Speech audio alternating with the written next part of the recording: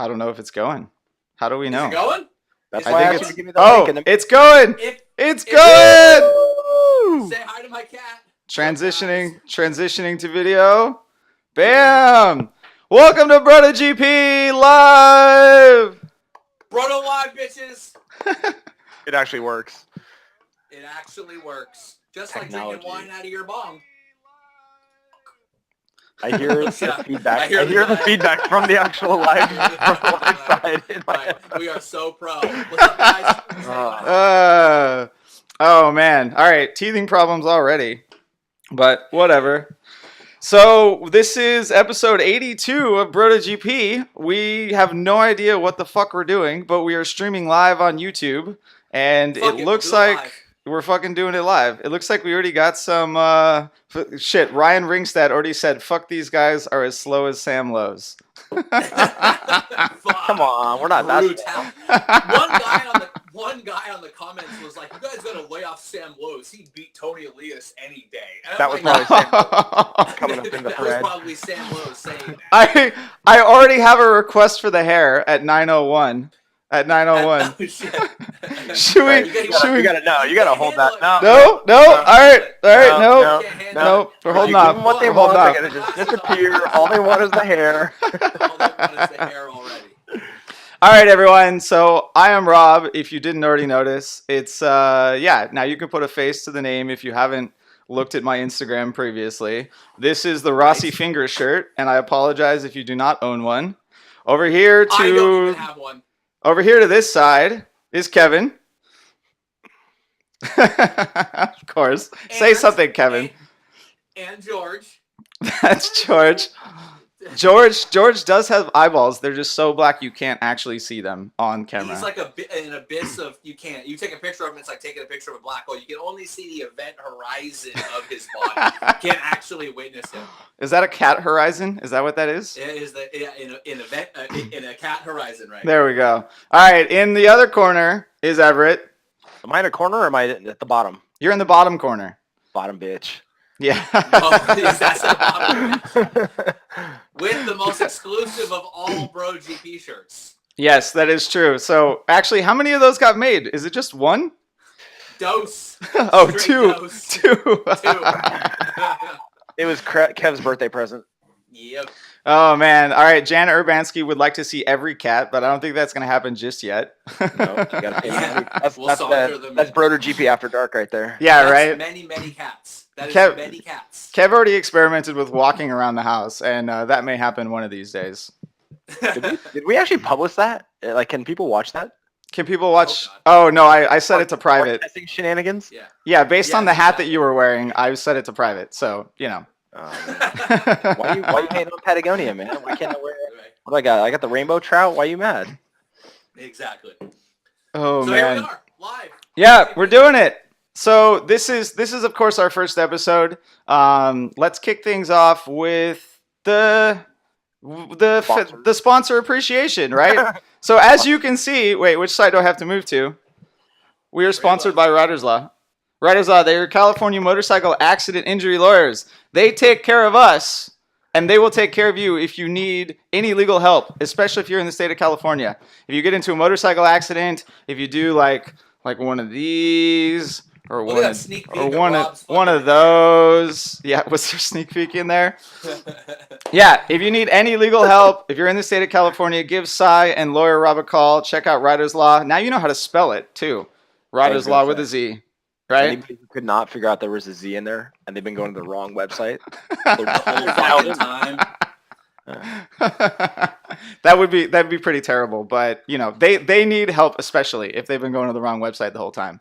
So we're now pointing in the right direction. Riders Law is going to keep taking care of us. They're going to keep taking care of my racing, and they will take care of you.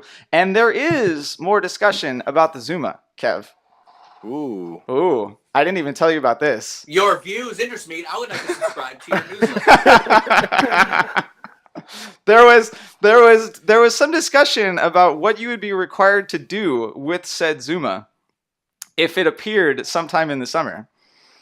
You know, maybe like a cross California trip, maybe going to all the Moto America rounds. Is he doing Dumb and Dumber? First of all, they stole that. I I said last episode, if I had the Zuma, because Cy was giving me shit not coming down, that Ed would jump on the back, two sets of gloves, because it's the fucking Rockies, and we would drive straight down there. The only thing we wonder is, can you actually make it to Chuckwalla with a Zuma? Because you can't take a Zuma 50 on the freeway. They don't even make a Zuma 250. I don't see any cops. Yeah, you ride the shoulder with the blinkers on, and you just do it. Exactly. That's part of the journey. Yeah. It's a better story. Kev, Remy wants you to be louder, by the way. Yeah, that's not possible. Tell him. No, we had some technical difficulties with his mic before we started, and just shit straight up was not working. So yeah, he'll move closer to the. Normally, Kev needs to shut the hell up. Yeah, that happens. Hi, Yeah. Hi, You Kev. hear that? How's that? Hey, Clayton Taylor says I look like Lou Diamond Phillips, which I've gotten before. Didn't you guys tell me that? Like, gun status? Yeah. I'm gonna take Everett. I'm gonna throw him in a suitcase, and we're gonna launch him out the fucking second-story window. And then when Cy rolls up about where's Kevin Zuma, Everett's gonna fucking blow out of it, dual-wheeled, exclusive BrotoGP shirt. Wow, wow, wow, wow. Sounds about right. The rare times when the sequel was better than the original. You Rare thought you could times. improve upon Emilio Estevez and Lou Diamond Phillips in the Old West. You didn't think you could, but you can. Wait, so how many movies are you going to ruin for us this episode? I'm not ruining Young Guns 2. That movie was the fucking shit. Oh, yeah, all right. Yeah. Emilio! All right. Yeah, exactly. So we're going to talk about YouTube in a little bit, but I think Kev has something that he wants to get to first.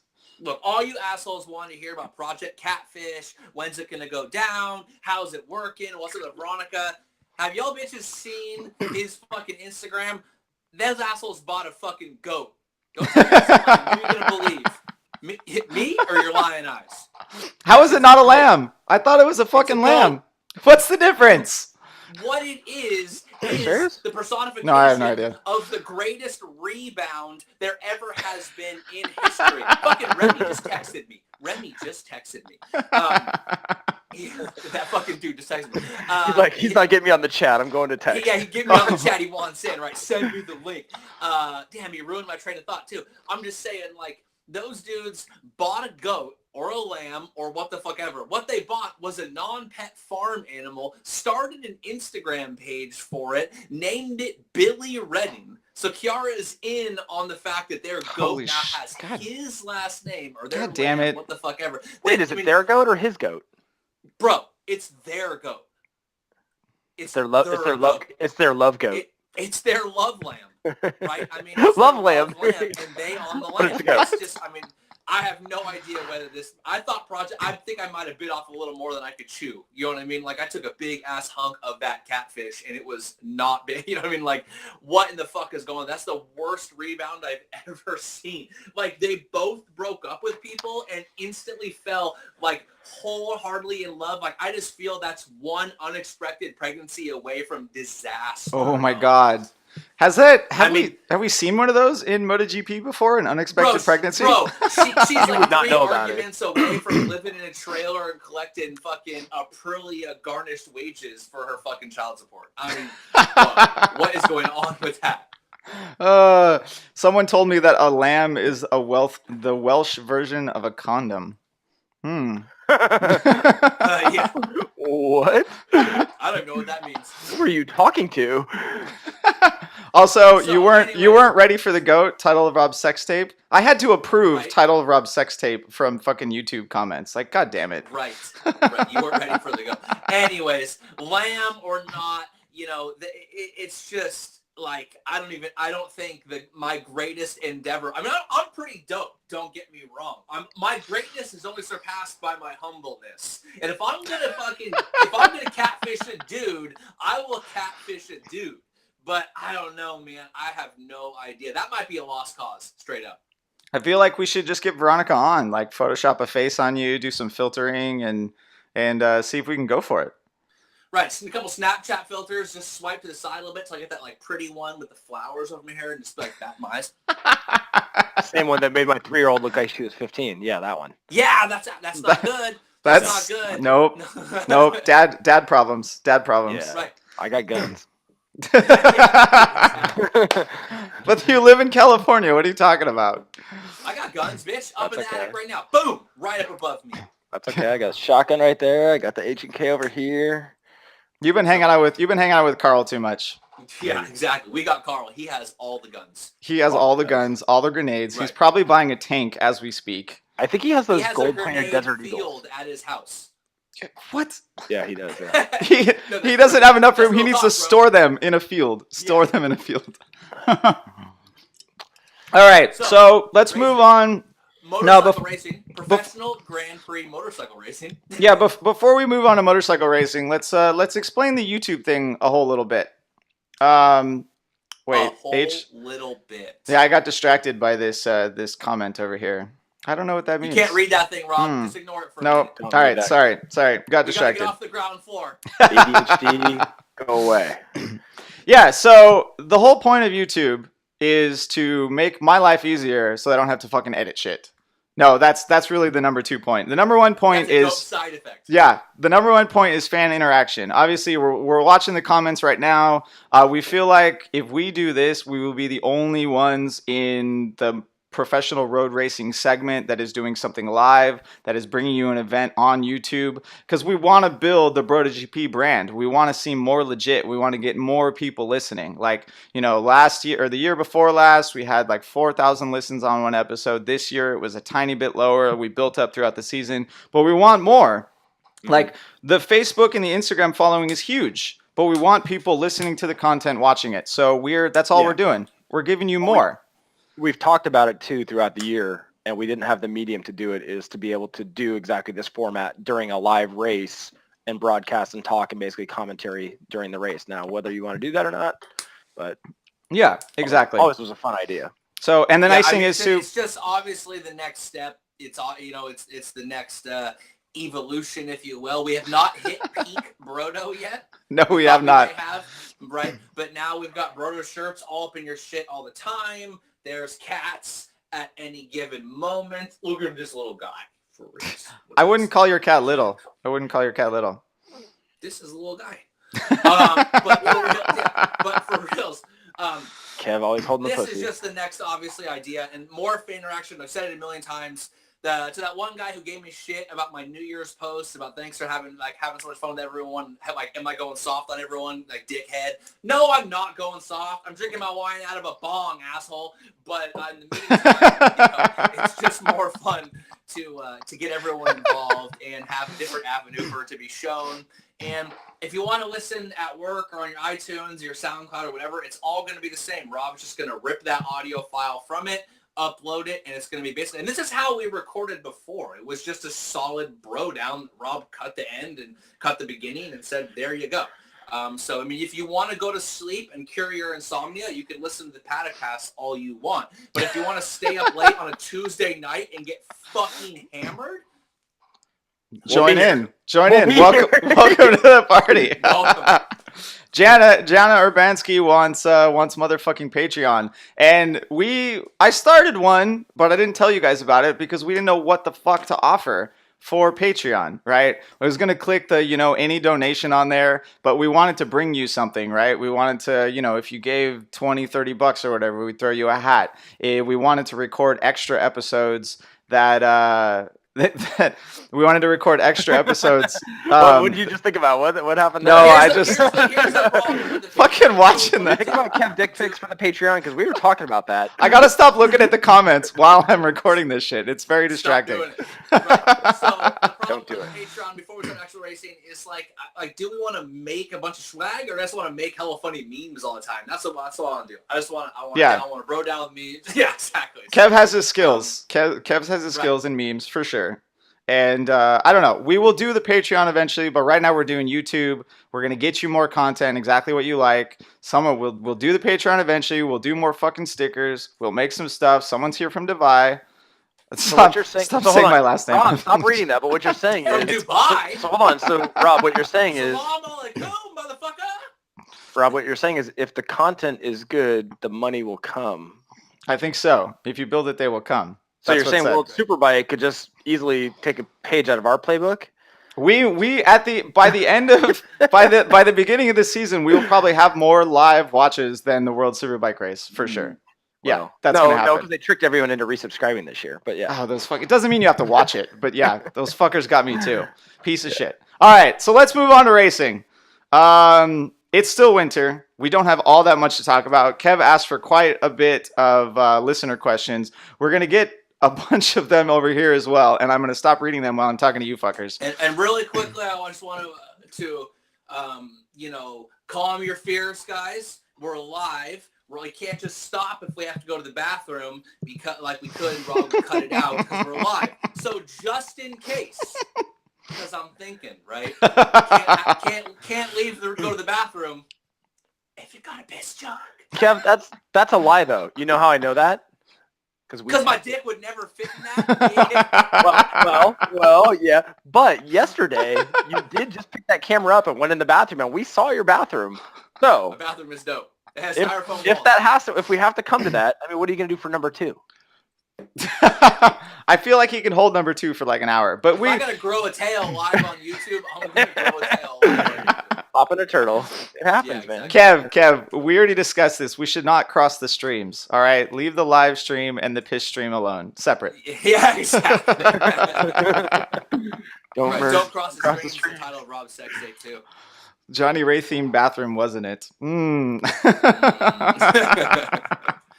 All right, so we feel like we haven't covered this one really famous guy that races motorcycles much recently. So in the off season, may have heard of him. You may have heard of him. We've talked about Marquez. We've talked about Dovizioso. We've talked about Dovi. We've covered fucking his Instagram. We just talked about Scott motherfucking Redding.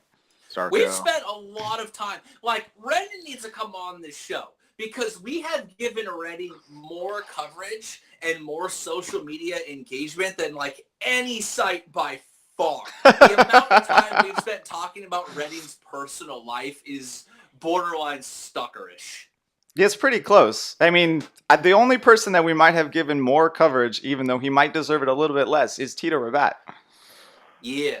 But all right, yeah. So instead, we're going to go back up to the top. We are going to talk about number 1, number 46. No, can't do it. Valentino fucking Rossi. So yeah. So a nice article from Matt Oxley came out.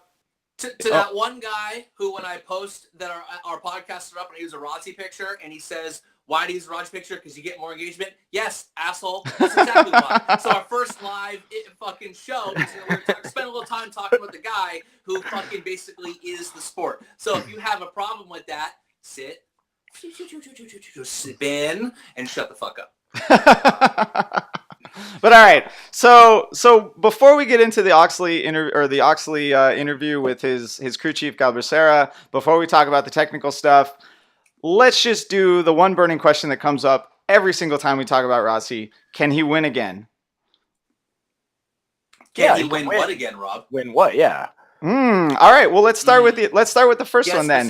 Get specific. Can he win more? Can we win practice? No, he's never going to win practice. He's never going to win qualifying. Can he return to a level of race winning that will allow him to win the title next year? It's gonna be a tall order next year. Next year. Go ahead, Ev. And that's assuming you first, Ev. I think that you saw, and the whole fact that we haven't talked about him in the off season was he started becoming fairly irrelevant even in the actual regular season. And so I think that's a little prelude of things to come. The Yamaha's got its struggles in and of itself, but I think Rossi's at the end of the career. If we get another 2 years out of him, I think that'll be a miracle. Next year is his last shot, so he has to go for it, but I would bet against the championship. So, think about the 5 greatest racers of all time. Dylon, and Dylon. Excuse me. Dylon. Rewind that. Dylon. Valentino. I don't know if Rob got that. I didn't get it. Valentino. Didn't you ever watch that TV show on MTV where he's like, Dylon? Right, because he spits hot fire. Because he races hot fire. These kids, I tell you, Kev, you can't even These say fucking jokes kids no more. these days, they think Chappelle is a special on Netflix. Yeah, They do. think Chappelle is. They don't know anything about Tyrone Biggums. They don't know nothing about. They know nothing about $300,000 crack crack rock party. You don't know nothing about a $300,000 crack party. Can he do it? Yes, and he's gonna do it, Rob. He's gonna do it. And don't you fucking tell me otherwise. Don't you or you or you or you or you or all you in the comments section tell me he's not gonna do it, because he's gonna do it. Because I based my whole life on that shit, dog. I mean, Kev, I don't know. Like, there were a lot of technical difficulties that Yamaha faced this past year and the year prior that really focused around the new electronics, the new tires. They haven't had their shit together. Oxley even stated, right, they've won fewer races the past 2 years than they did in 2015. It's not been, like, even if Rossi is up for it, right, he's got the VR46 Academy, his event was so big that he stole riders from the Super Prestigio this year, right? Like, he's training as much as he's ever has trained, probably, right? We know back in, what the fuck is that, Everett? Are those cold? Are those cold? Little advertisement. So good. We need sponsors. Yeah. No, but see, that's the thing. I think Rossi is more than up for winning, for throwing those races together and putting in a good streak to gain him some points for the title. But I'm not sure that Yamaha can do it. No, and I mean, go ahead, Ev. Here it is. I came up with a good conspiracy theory. Let me ask George. Yeah, George. Jorge. Can Valentino win the title next year? Oh, he almost bit you, dude. I saw that. Yes, Kevin. Yes, he can.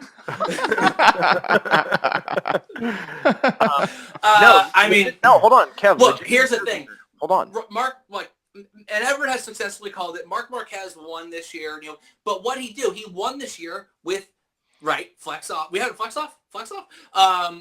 But he didn't win in only 5 races. Was it 5 or 6? He didn't win in not nearly as many races as he used to win. His race total is low. You look at he barely won it this year. He won it with a main title rival of Dovizioso.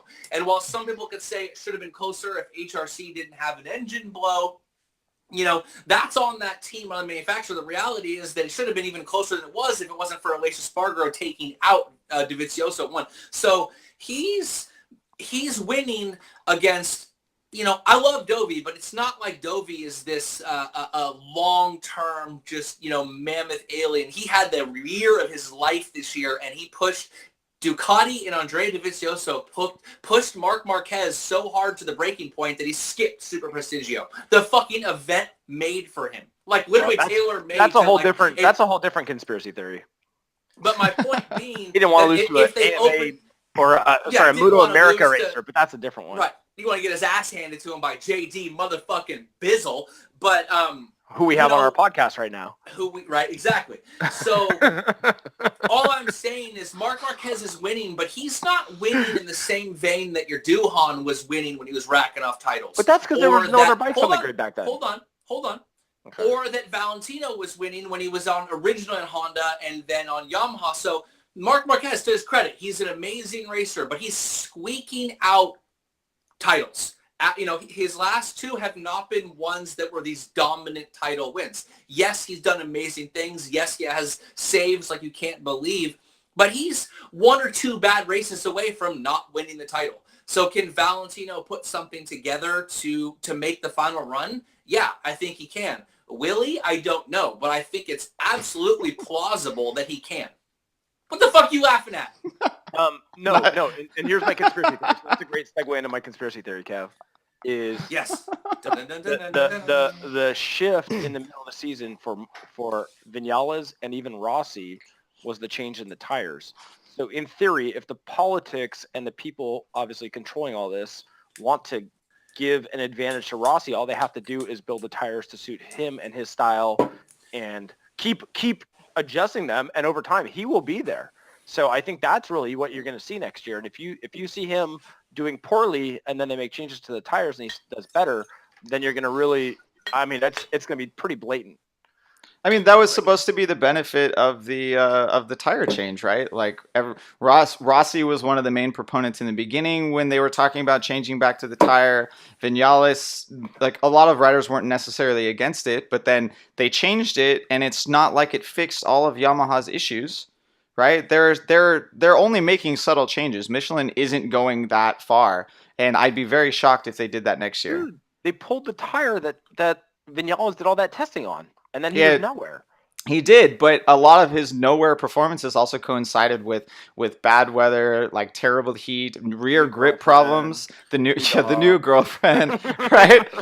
Fuck. Like we can blame the tire all we want, but they don't lose MotoGP championships because one thing is wrong. At least Yamaha didn't, right? They lost the championship because they couldn't perform in a wide variety of conditions for many different reasons, right? They've got many problems, right? The with Oxley's been putting out articles about all of the factories, right? They started with the Honda one, and the synopsis of it was we need to fix 10% of everything and just make the Right. bike a little bit better. The synopsis of the Ducati one was we need to improve one thing still that we've had a problem with since God, what, 2008, right? Mid-corner turning.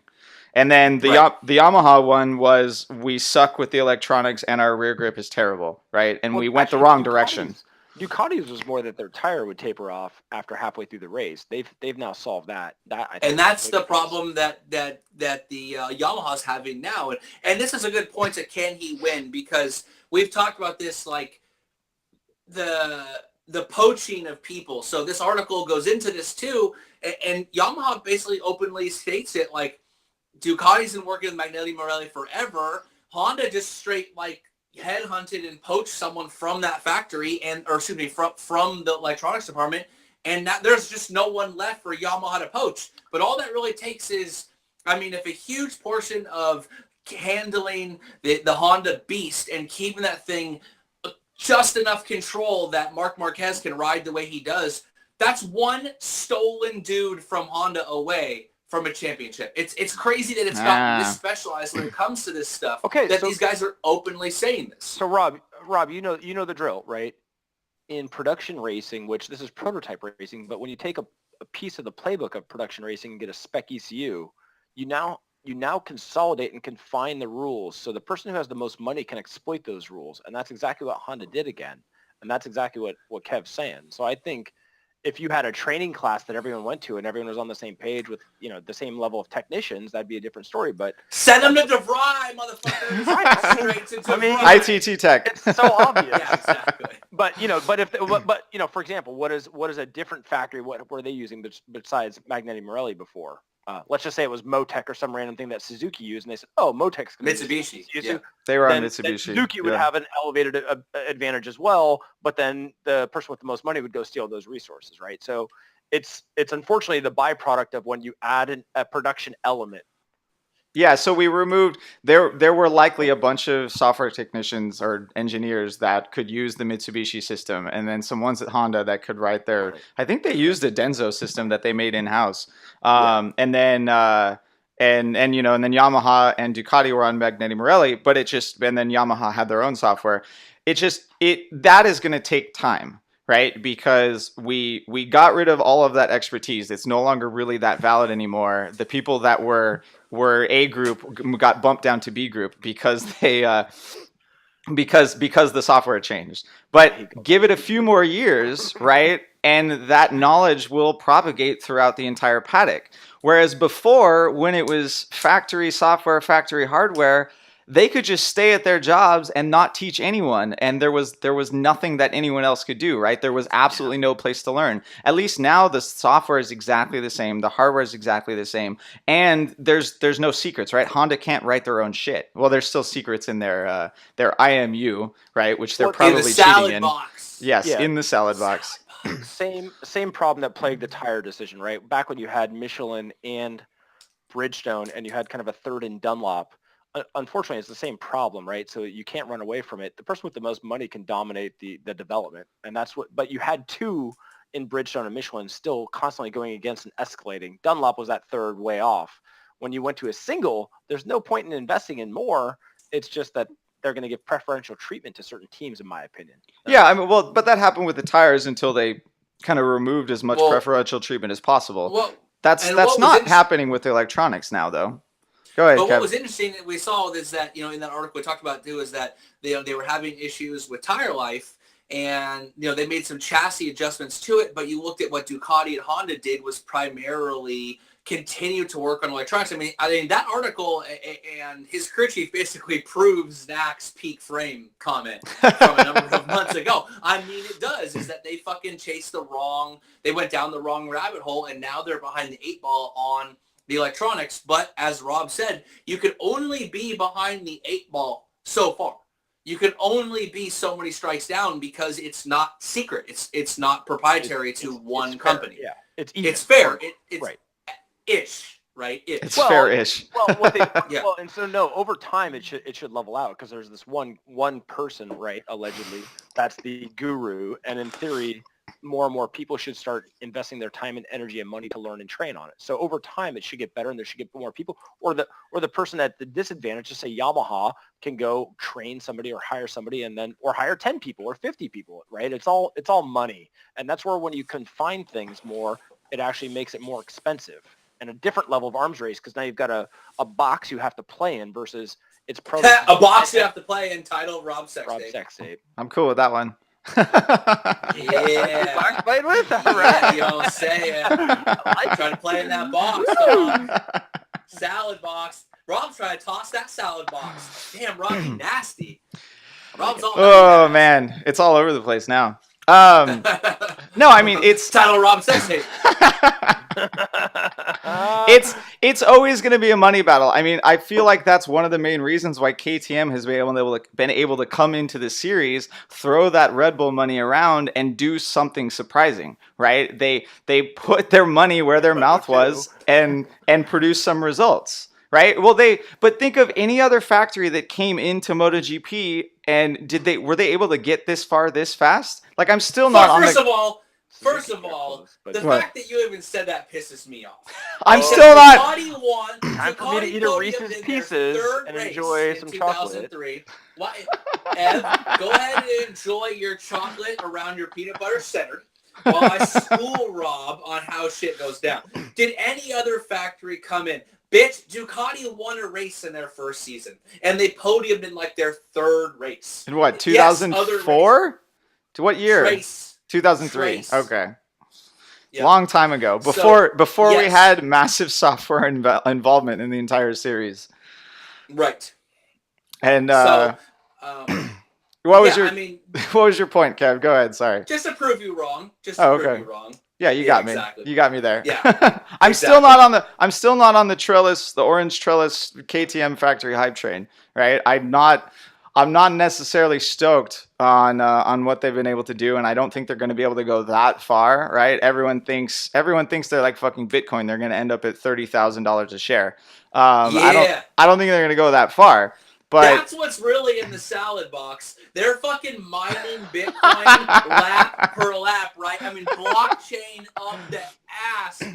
Worldwide, how do you think they're laundering that Leopard money? They're fucking transferring that to Bitcoin. Can't trace that shit. North Korea is mining Bitcoin. They can't stop them. You think you're going to stop Ducati and Pramac from putting... I mean, why else do you think they gave fucking Danilo Petrucci a factory bike? Because they needed a third bike to mine more Bitcoin. The algorithm is getting way too complicated for just 2 factory bikes. They need a third factory bike, and they need a stack. That's why the MSMA fought the spec hardware so hard, right? Because they wanted their better Bitcoin hardware. About changing the testing rules because they had their fucking Bitcoin mining plan set the fuck up.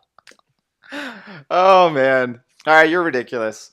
All right, what else are we going to talk about? Litecoin. We're going to talk about Litecoin. We're going to talk about Litecoin. Litecoin lost me like $50 the other day. It was terrible. What? Fuck that. Litecoin is like the silver to gold. Exactly. We were going to talk about Mav. We haven't talked about Mav in forever because he's fairly irrelevant, but you know. Fairly irrelevant. This is the weirdest thing. That dude won 3 races, or what, he won 4 races last 3 races. Yeah. And they're acting like he sucks. Yeah. Well, and then they changed the tire. They changed the tire, and he didn't really do much after that, right? What did he get? In the final race, he crashed, got 12th. Here's the thing. The Yamaha, and the final race didn't even matter because they threw in the towel and were straight openly testing. The Yamaha, they went down the wrong hole when it comes to chassis development. They got fucked, and then fucking, what's his name?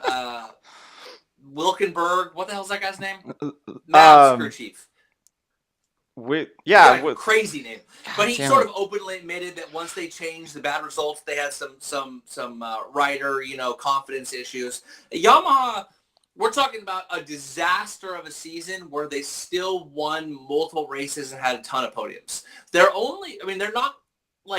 not in the down in the dumps like Ducati was in 2011, 12, 13. They're at their worst. They're still winning multiple races a year, still having riders getting those shitty plastic medals at the FIM ceremony. Right. So the question goes back to, can Valentino win his 10th title? Can he? Yes, and he will. Because I'm just going to keep saying that. I'm never going to not say that. So nope. I'll keep reminding you why he won't. Right. Exactly. Fuck you. Fuck you. Give me those hobo dollars. Now you don't. Yeah, exactly. So I just think that, having a terrible season still was better than Ducati until this year's best season in a fucking decade. So it's not like they're down and out and lost. This is not 2003 Yamaha where Max Biaggi won no races and they did terrible and they had to take drastic measures. They have a bike that can win races. What they need to do is have that bike win races in slightly larger conditions. Because right now, let's face it, global warming is winning the MotoGP title hands down. Climate change. Climate change. Yeah. Right, exactly. It's winning it for us because we get a bunch of flag-to-flag races, a bunch of people screwing shit up, tracks that are hot and slippery when it's not expected. Hot and slippery, unexpected, title rub, sex tape. That's pretty good. We've missed a couple of good ones actually in the comments. Like someone, good one, yeah. Panigale John said wrong hole, title of Rob sex tape. I don't even know. I can't even go back. Yeah, but let me tell you, John, was it the wrong hole? Was it really? Was it? It might be tougher going down that hole, but it's got a hell of a payoff. I'm just saying. Oh man, what else are we going to talk about with Yamaha? What else? Okay, I mean, we expect Mav to improve next year. Yeah, I expect both riders to improve next year. We do know that Tech 3, Tech 3, if you will, is they are getting the 2017 bike. They're getting a little bit shafted. So contracts, bro. Contracts. Yep. Contracts. That's how that shit rolls. But that's weak, though. I mean, it was clear that Zarco should be getting that kind of stuff. I mean, they should want to have that third horse in the race. Yeah, I mean, championship race. Should they? Right. Do you want Zarco? Here's the thing. Yeah, you've lost a Honda how many times now? And Ducati just beat you almost.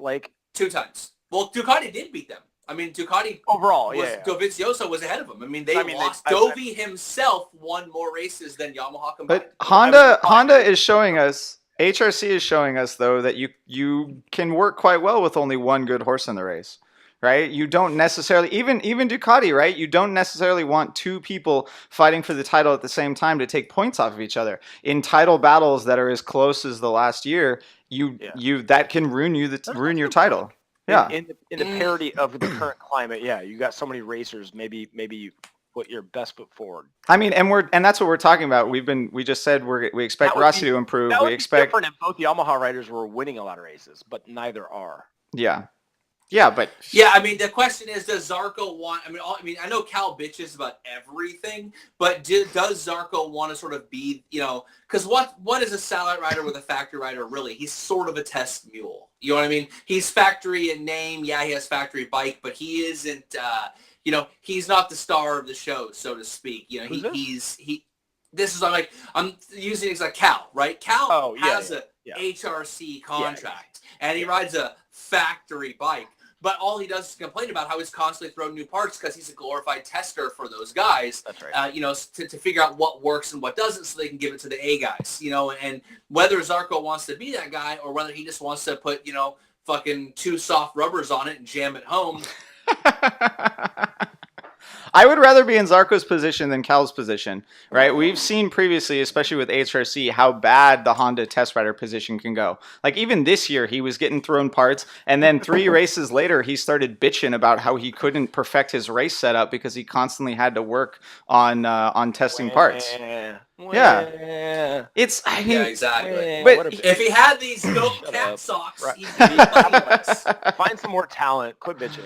I mean, he should have known that going in, right? Like, I'm sure it's said in the freaking contract, like, hey, you're going to sacrifice FP1 for us on race weekends. And that's a big disadvantage. There's not a lot of time that they get to put the bike together and set it up Because well. we've touched on that with the Yamaha, is that the Yamaha did really poorly in wet conditions, but with fucking climate change rearing its ugly head 24/7, I mean, what was it? Every single race had some session affected by wet weather. Except Silverstone, which is Right. fucking hilarious. Except one, right? Which First one means ever. that if your bike is not doing well in the wet, you're sacrificing one practice session every weekend. You Yep. can't win and fight for titles doing that. So, I think the question to bring it sort of all the way back, so to speak, is that can Valentino win his 10th title? Can Yamaha do it right all the way back? Let me rewind that for you. Is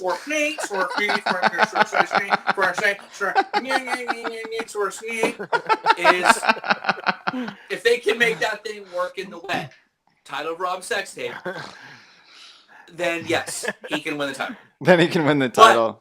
That's a big if, because if there's anything, if there's anything that Rob knows, is that if things don't work when they're wet, you can't even get off the ground with that. You know No, what? it's really tough. Yeah. I'll give you guys a little secret. All you need to do before the season starts is go to the Bet and Win website, B-Win. Right? or BWin, whatever, and go look at the odds of who's favored to win, and whoever's in top 3 is going to win. The rest is bullshit. I mean, they don't lose money, dude. So, Isn't it weird how Vegas knows more than anyone? Yeah. It's fucking weird. They know exactly how many you're going to win by. It's just, they have all the psychics. I mean, it's pretty It's obvious. like they pay people to know shit, right? Is that kind of what's happening here? Because we get paid by what's Riders Law? happening here is that Dorna realizes that if Rossi just retires and leaves, we all go through withdrawals, right? We all just shrivel up and die. We're in the corner. We're itching ourselves, just asking, like, we'll suck some dick for a Rossi win. You know what I mean? Like, I'll suck your dick for a Rossi podium. I'll suck your dick. So what Don't they're ruin doing half is bake. If you ruin half bake, they're weaning us off. We're basically on the Rosidone methadone plan right now. Michelin is actually fucking.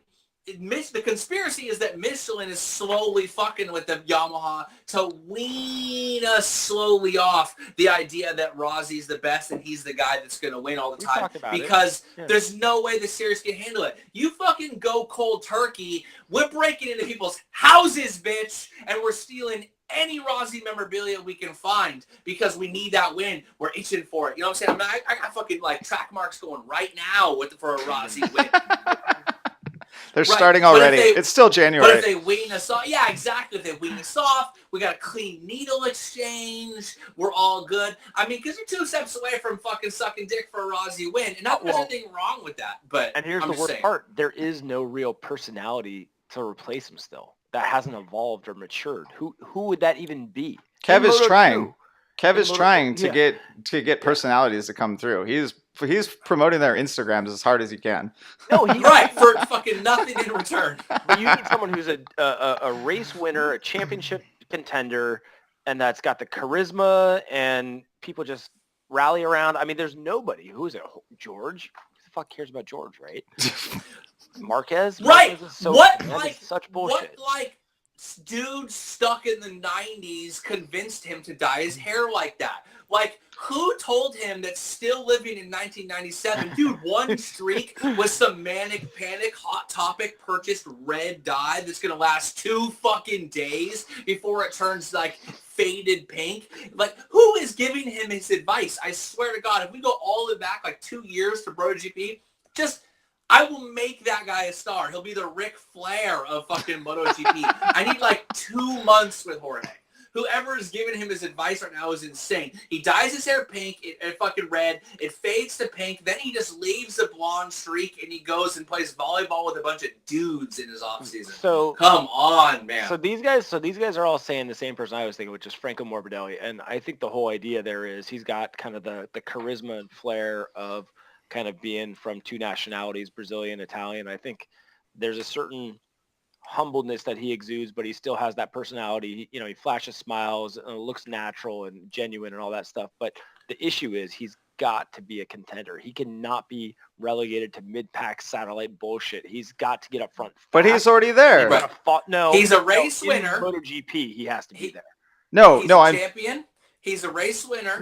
He's got a GP. Jerry curl. And because he's Brazilian, he loves that fat ass. Yeah, but you watch. And if you ever want the three keys to success, GP champion, Jerry curl, being about that fat ass. The fat ass. Well, I've got one of the three. I've got one of the three.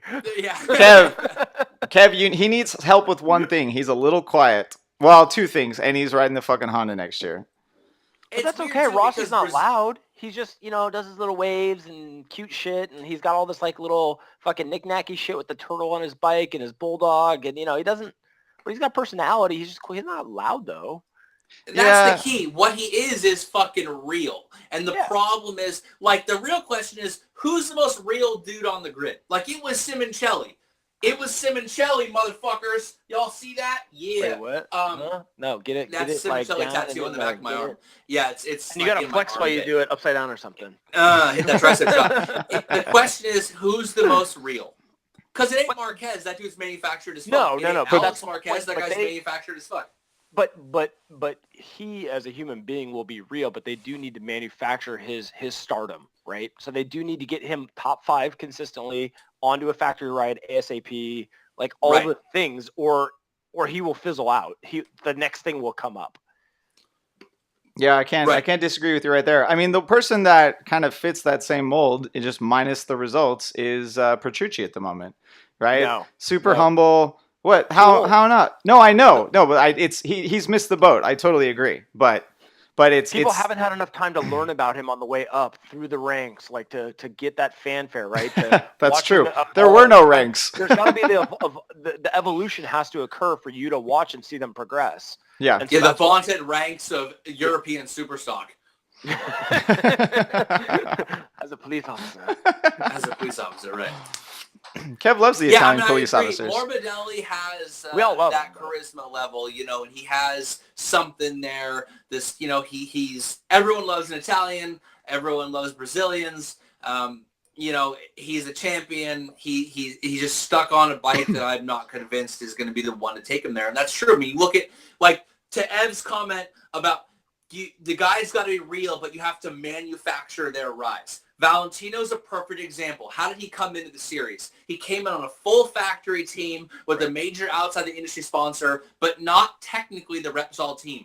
He was on the fucking Italian beer team, different time. But what I mean is he was given his rise to stardom while understanding that this was a legitimate and genuine person, was given time to sort of sprout, to grow. It wasn't rushed, but it was still cultivated. Well, if you that's the best way. You can't manufacture it. You've got to cultivate it. Well, There's if you a look difference, back, dog. At the time when he was starting to get his feet into MotoGP, there was a big void in the series as well for a personality, right? Doohan was on his way out, and who was there? Kenny Roberts Jr. and Biaggi, and none of those guys really elevated to be that superstar. And so they had a bunch of players, but nobody who was the main guy. They saw Rossi getting this fan club and all this other shit, and they were like, get this motherfucker. Look at Ron. Watch He's his fucking listening to you so intently right now.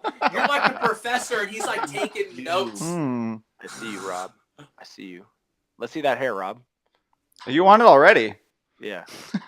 Give the people what they want, Rob. Hold on. We need a song. We need an iPhone song. Are the comments ready? Are you guys ready? No, they're behind. Remember, they're behind. They're behind 10 seconds. They're 20 seconds behind. So hold on. Now, no. Oh boy. Oh, shiny that. You gotta get a full back and forth. Oh, you want me to go really all the way back and forth? Yeah, No. like that one Instagram post. That was so money. Rob, you are looking very gender neutral today. Rob, will you? I'm okay with that. Can you turn around somehow the entire way? Yeah. I mean, it just. Yeah. Damn, Rob, you got like I as would have nice thought that hair was as a my woman. girlfriend. Ah, shit. Ruben just said you have. Get the Luca cameo going. Ruben just says you have your Veronica. Yeah, there it is. Right. If only we could get Rob to get some tits. Because you know what? Oh, Man's man. got that look, right? That fake ass smile has been cultivated his whole life. That dude is fucking bi on the side. We'll take- You know we'll what I take- mean? You think He's so? here for pay, no doubt. We'll take the Patreon money and we'll do the Snapchat filters with you. I'm telling you, the amount of filters I need to get from Rob to 17-year-old girl is not that many. No, It it's like, is- it's like a half progression. Yeah. It's far fewer to get from salt and peppery George Clooney to 16-year-old girl. That's definitely true. Yes. Yeah. Yes. It Kevin's happens. his stunt double. He's been in several films. Several.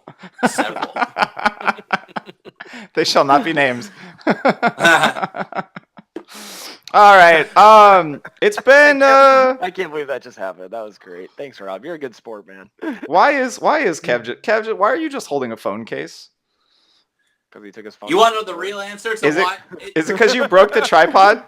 It's because you broke the tripod. I did break the tripod. It's because I'm fucking ADD galore and I gotta be holding something. People probably annoyed as fuck. I've been fidgeting the whole fucking time. We all Not only have. do I have a phone case. You just gotta. But I have this collapsible phone stand. This goes in the back of your phone. Oh yeah. Stroke it. Stroke it. Right? It's the I got selfie me stand piss- thingy. I got me piss jug. I also have, inexplicably, my car charger because I can press the button up and down. I'm gonna send you a fidget spinner or the fidget cube. Have you ever seen a fidget cube? Yes, I need that. I need Is to it like fix a that is it like a shit. Rubik's cube or something? What is it? Google that shit. I can solve a Alright. Rubik's Like Cube fidget. in 1 minute and 20 seconds. Go do it right now. I don't have one on me, but I can do it. Fuck y'all. I'm going to do it next episode. All right. We're gonna do that. I don't know what to Yeah. do with. Yeah. Haven't you seen, Kev? Haven't you seen Talladega Nights? I just watched it. It's on Netflix again. I don't even know what to I- do with my hands. My car was good. Yeah, exactly. I'm a big hairy American vending machine. Oh man. All right. Let's get back really, what I to. want to do is, Can't ruin that speaking of movie. Talladega Nights, all the people that are on right now, that are watching, that are up with us late, maybe even super late, I just want to thank Super early. Lord Baby Jesus for all our fans. Dear It's my favorite 8 pounds, 7 ounce, tiny baby Jesus. Don't know a thing in the world yet, but still omnipotent. And please send your baby Jesus powers and break up Redding and Kiara so that Kiara can get back with Mav and Mav can actually compete for the title and we can actually be entertained again. So if that happens, we all have to start praying to Jesus on a regular basis, which would be weird. But yeah, so On that Hit us- note, hit- I got another conversation topic. It's a little out of left field. Given we're in the off season, I think anything goes. All right. You got 10 minutes, and then we're doing listener You questions. got 10 minutes. Me and Kev will go fucking all night.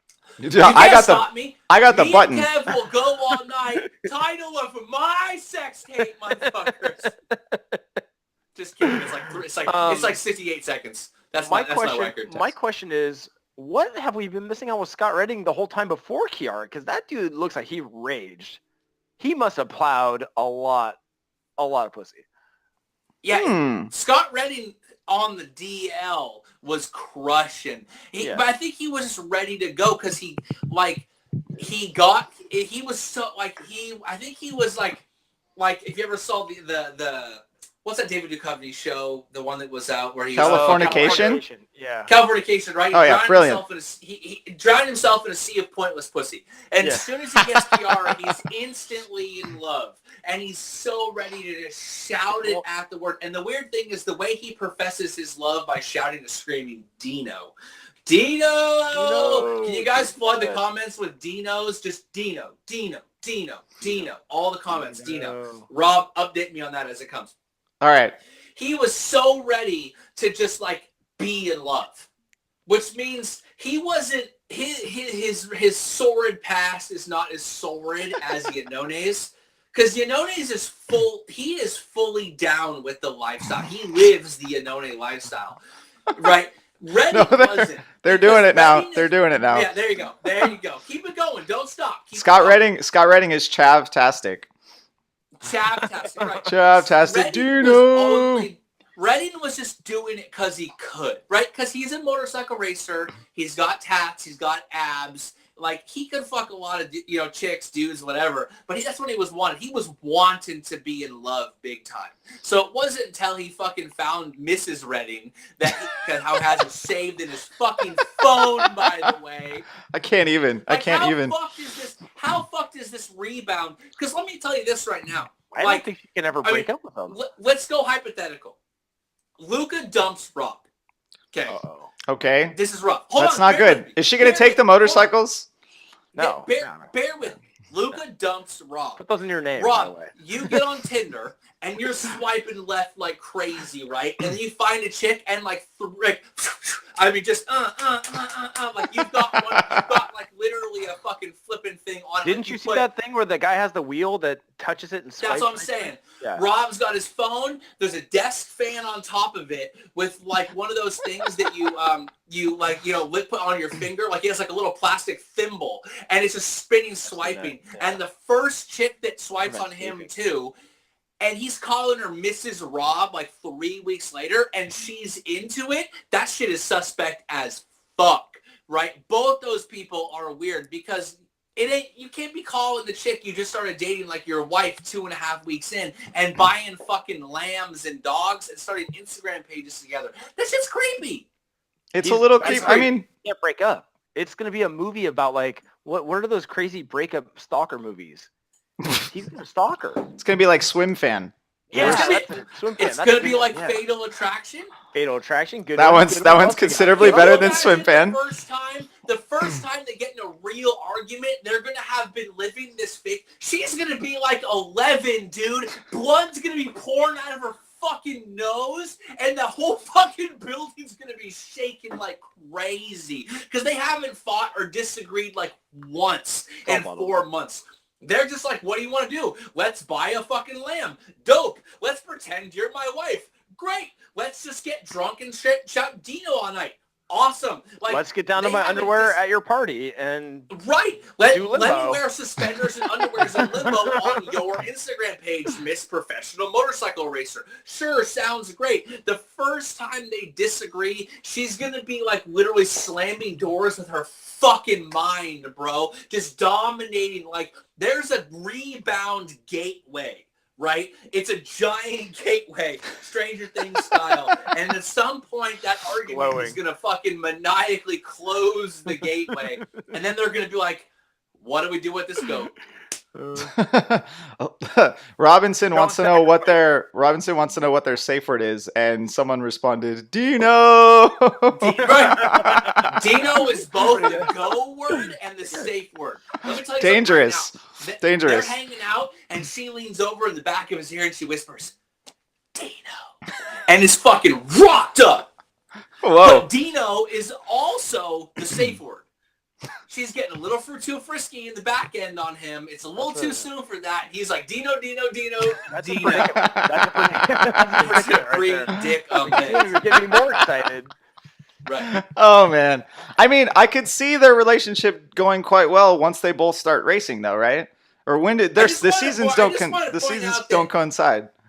Rob wanted to talk about an actual race episode. He's like, let's talk about Valentino. Let's talk about racing. There's tires. There's nerves. I knew this wasn't going to happen. Yeah. And me and Ev are like, let's talk about prostate massages and... Jixer Wilton wants to know, does that make Tito Rabat the Demogorgon? Yeah, with the portal. No, all right. Right. Let's, one of the listener questions was, have I finished Stranger Things 2 yet? Yeah. Clearly I have. Clearly. Because I just described the final episode. Spoiler alerts for all these people. These kind listeners. Right. All right. I think you can't... Hold on. Tito Rabat is probably the new boyfriend. The new boyfriend. Well, the You lost me. nerdy brother.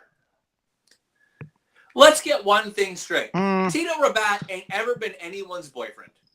Okay? That ain't Are ever you happened. sure of that? There's a lot of things that we can His family makes the jewelry for the king. His family makes the jewelry for the king. I feel like that gets you something. I don't know. Have you seen my man? He's got 2 boyfriends? Have you seen my man? Have you seen my man? Yeah, You know yeah, what I'm I've seen him. I've seen him. He just Okay. needs to grow his hair out and hope that it's amazing. Dude, that dude probably slays more pussy than all of them. Then all of them? I wouldn't say all of them. I'll bet, dude. His dad's a jeweler. He rides MotoGP. He's gonna be. He's looking faster next year. Bitches. He's looking Right, faster what's up, next girl? year. Let me get you a bracelet. Let me get you a ring. Dude, Tito is loaded. I'm pretty sure he gets laid on the reg. Yes, that's Yeah. true, Bassam. First of all, any idiot can get laid on the reg. Okay, like human beings are so overtly sexual. It's not hard to get laid. Okay, like that happening. But if you're talking about is he living that Yanone lifestyle, that's a whole different. Oh, ballgame. there's no way. No one is living the As Yanone son lifestyle. of a jeweler as he is not slaying as much as Yanone right now. That's hard to do. That's work. All right, we're That's a lifestyle choice, man. we're moving on here. We're moving on. Why? We're moving What are on. you doing on your phone, Rob? We're Damn, looking up forced listener close. questions. No, Force close. He Our double listeners are here to ask questions. Somebody ask up. a question real quick. someone asked a question. Tito likes fatties. Yes, obviously Tito likes fatties. Next. Let's start with. Who doesn't? Dude, we already talked about big old booty earlier, so That's different. Fatties and the fat ass is different. Okay. that's true, but there are people that blur the line. Let me explain something as a Brazilian jiu-jitsu practitioner. Does Rob ever wear a man bun? knowing Actually, some Bobby, I Brazilians- tried to ask him to wear a man bun tonight, and he said no. Well, it doesn't work out that well with the fucking headphone thing. I took it down, and this looks better on camera anyway. I don't know. Says who? I don't know. So I don't know. All right, trying 20-second delay. Rob, what kind of conditioner do you use? Before we get into a new topic that Rob wants to segue, I will answer one listener question off the cuff right now. Rob will read it 20 seconds in, so I'm blabbing a little bit. Whatever one Rob picks, I got 5 minutes on that one question. Any question. I fucking dare you to challenge me. This is gonna end poorly.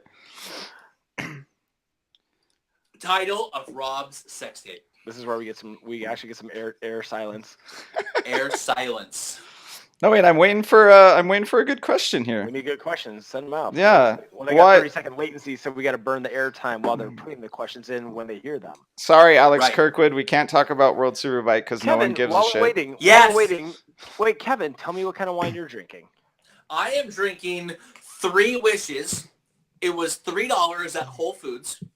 And it's an Organic. Is it organic? It's an American Merlot. And for our OG I am not good at this in the listeners- headphones. Hold on. For our OG listeners that go way back to Bay Area Writers Forum and all of that stuff, let me explain to you something. This wine comes from Livermore. Livermore's blowing up on the wine map, though. No, they're not. What? Yes, No, they they're are. not. No. No, they're they not. are. I just went to Lodi. They're not blown up on the wine map. Lodi is not Livermore. Kevin, Come on, man. Kev, does Zarko Yes. backflip out of bed after getting laid? 5 minutes.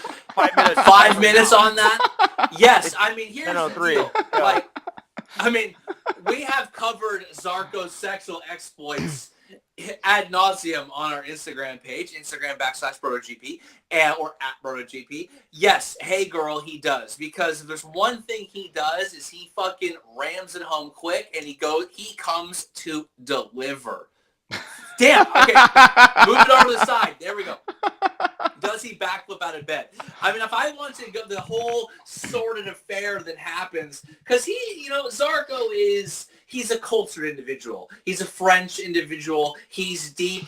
There's the hey girl Zarco, but there's also the existential Zarco that I explored for a minute that you didn't see. So he's deep, right? So he wines and dines you. Zarco is not trying to go Reading style where he's going to party and get naked and dance under a thing. He takes you to a nice 4, 5, 6 course meal. He takes you out. He wines and dines you. He discusses such awesome things as the theater of the absurd or postmodernism. He's an intellectual fellow, So cool, okay? sir. And he understands that the way to a woman's heart, which is the true way to her O, is through her fucking brain, is to inspire her intellectually. Right. He also drinks Starbucks for energy. And he is going to... Hold on. There we go. Let me explain. So he got stroke from the back, down the back. Exactly. This guy likes his chin rubbed. He's a chin guy. There we go. See? So Zarco, I just burned 15 seconds. Zarco is going to spend some time talking to you, stimulating in you intellectually, because understanding that intellectual stimulation equals stimulation in other areas. So then he gets you home, you guys pop on a movie, you've talked some serious stuff, you've talked about a lot of varying things, politics, socioeconomic woes of the world, you've discussed the theater of the absurd, you've gone, Samuel Beckett's waiting for Godot, he has giving you different stuff, and then he says, you know what, enough of that. Let's just relax. Let's Netflix and chill. Talladega Nights is on Netflix and chill. Let's watch that. It's going to be fun. Right? Because then he has the fucking French dude that he can sort of make fun of himself for being. Holy because shit, after you show yourself as a smart intellectual guy, you don't want to be a dick and you want to come off as too strong. So you start being self-deprecating. You make fun of yourself a little bit. You give yourself a little bit of shit. You let her joke on you and give you a hard time and you take it. And so that guy in Talladega Nights is sort of the joke of what Zarco was at the beginning. He puts on the jazz music, right? Exactly. So now you're an hour and 10 minutes in, and Will Ferrell is at home. He just got mauled by the lion in his Crystal Gale shirt, and he's fucking talking about being in the depths of racing, right?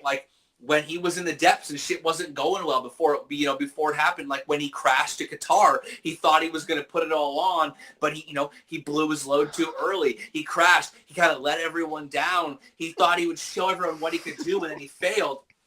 And then she's looking at him going, damn, this asshole is deep. And he's opening a flower to me right now. He's showing me all of that stuff. And the waterworks are starting, right? It's happening. You've been drinking a little bit of wine. You've talked some stuff. And Talladega Nights. And then the laughter's happening, right? He comes back. And then where the deal is sealed is when that redheaded chick who's in the fucking Superman movies in Arrival gets up on the table and starts pulling the Tawny Katane shit. She starts doing that to fucking Zarco right there, dog.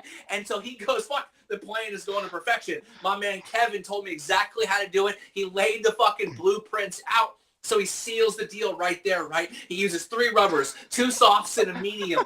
He fucking makes it happen. And then what does he do? How many softs?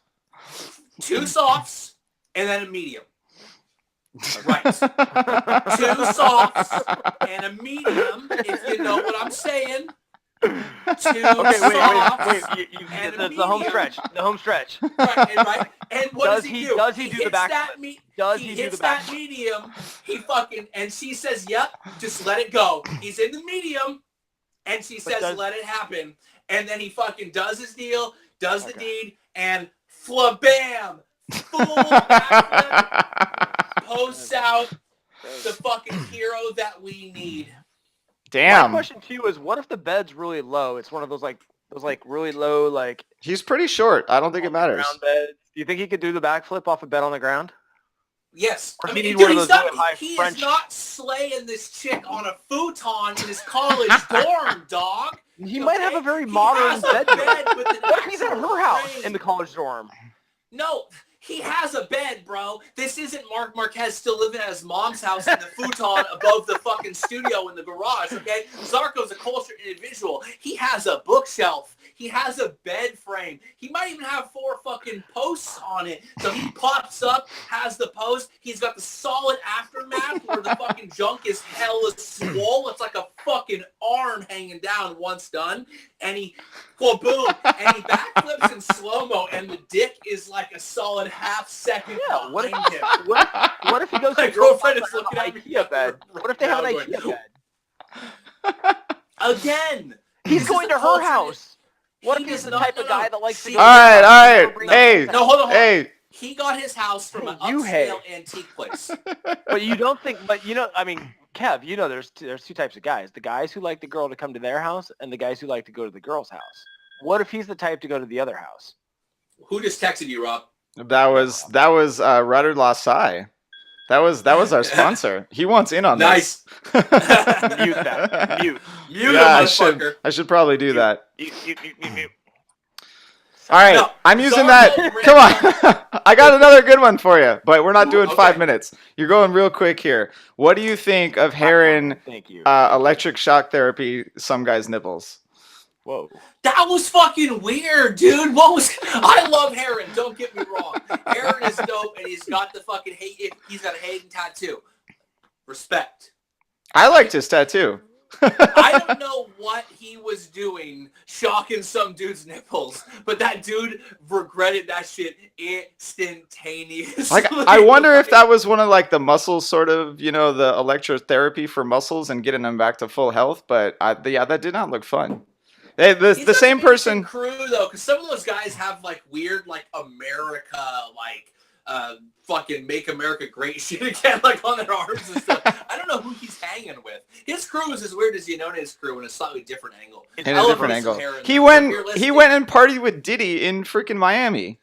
He did party with Diddy. Which Oh. which is Party with baller. Diddy? I'd party with Diddy. Wait. I would party with Diddy. So some background, some insider information. Sai says that was a car starter, not a electroshock therapy No device. fucking way. That would jolt the fuck out of you. Cars need amp. I would not put that across my heart. I would not do Fuck that that shit. noise. I don't like people touching my nipples, let alone starting them with like an F-150 car starter. Jesus. Holy shit. Yeah, that's whoa. Yeah, would not do that. All right. How do we think Heron's gonna do next year? So I don't even know what he's riding. What's he riding? Yeah. Is he even racing? He's gonna do really shitty right now. that was actually the other part of the question. But at this point we don't know. Word is he's talking to some crew chiefs for Moto America. Word is he's asking Sai for money for a bike. I mean, yeah, Sai. I'm pretty sure Sai's hooking him up and sponsoring him next year. Yeah, I know you're making shit up. It's okay. Sai will tell us when we need to know, and then we'll announce it. But Fuck Sai! This guy is dragging me along like I'm in the fucking friend zone with him. $1,500 Zoom, right? The amount right? of times fucking Rob has said you almost might have a Zuma. Sai's using me like he's a chick who doesn't have a boyfriend, but Chad might date her at some point. So in the meantime, she's hanging out with Kevin because Kevin like goes and sees fucking Pitch Perfect 3 with her and shit. Like, this is some bullshit. I want my fucking Zuma now. I'm sick of being in the friend zone with this stuff.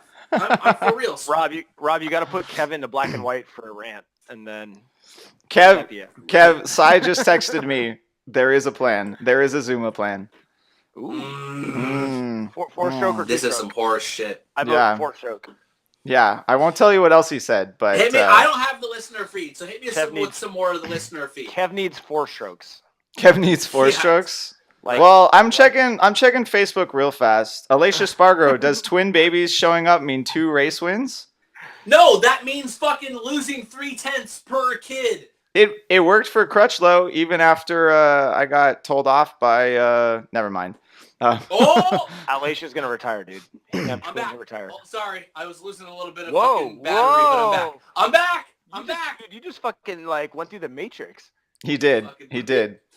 The All right. moment Rob touch it. talked about the unmentionable event, my fucking thing froze. Bad news bears. Whoa, fuck.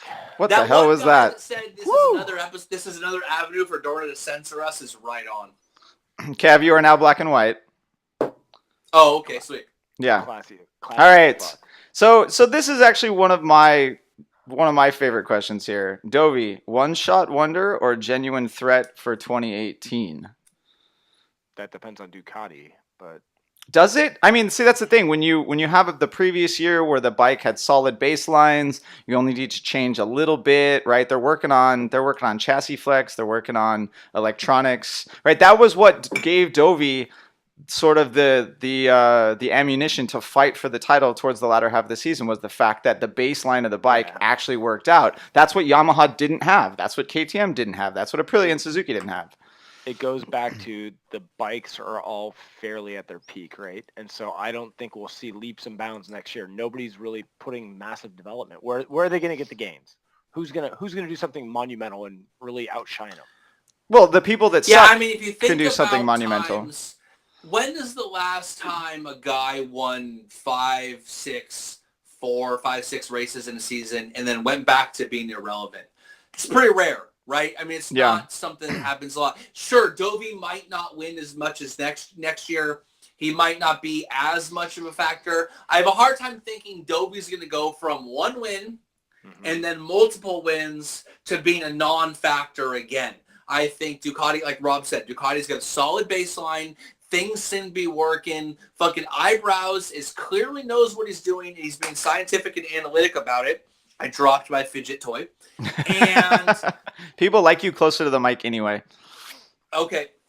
What's up? Step up in it. No, back away. First thing Back my away. girlfriend got me for Christmas is a nose hair trimmer. Did you see nose hair implants are making a trend? That's What? that's not.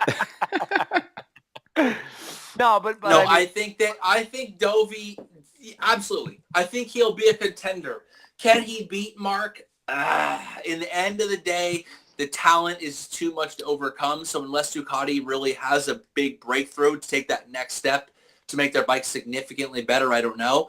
Otherwise, I think that, yes, Dovey will win a bunch of races. He'll do really well. He'll be in there day in, day out. But I don't think he's fighting for a title. I just don't think he has the capabilities of overcoming Marquez all season. I think it goes back to Rob's earlier comment that you're going to see Lorenzo finally figuring it out. I think that the bikes take longer to adapt to. He'll do better next year, and he will erode Dovey's wins on the Ducati tracks, and that will lend itself to Marquez and the Honda. That's your bigger issue.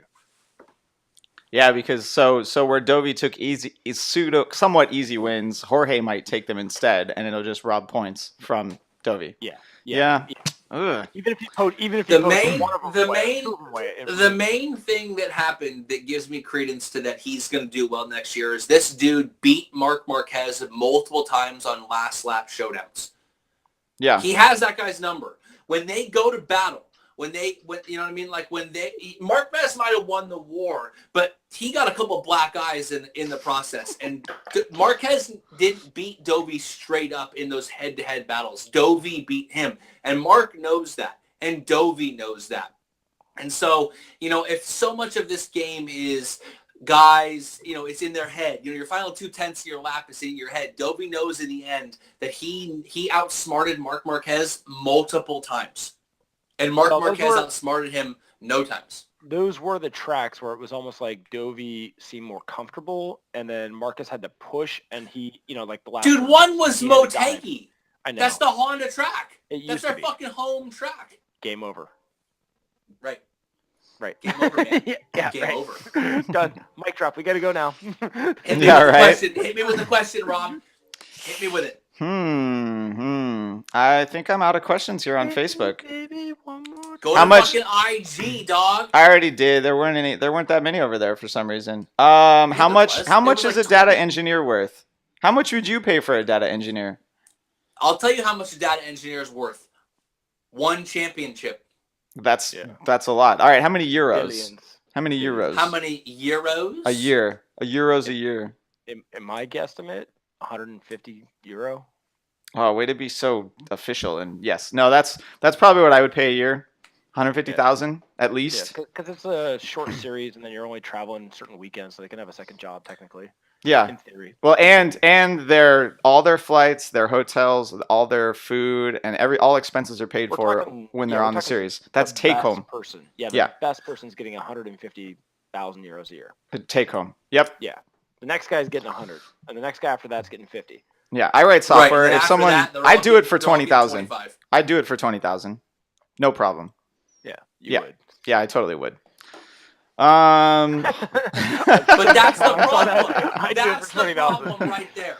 This is why there's only like 3 guys that can do it, right? Because of assholes like me that would do it for 20,000. Right? So the guys who are really good the fucking autistic ass Asperger's having Taco Bell only eating shitheads with neck beards who are fucking the guys who are, figuring this code shit out.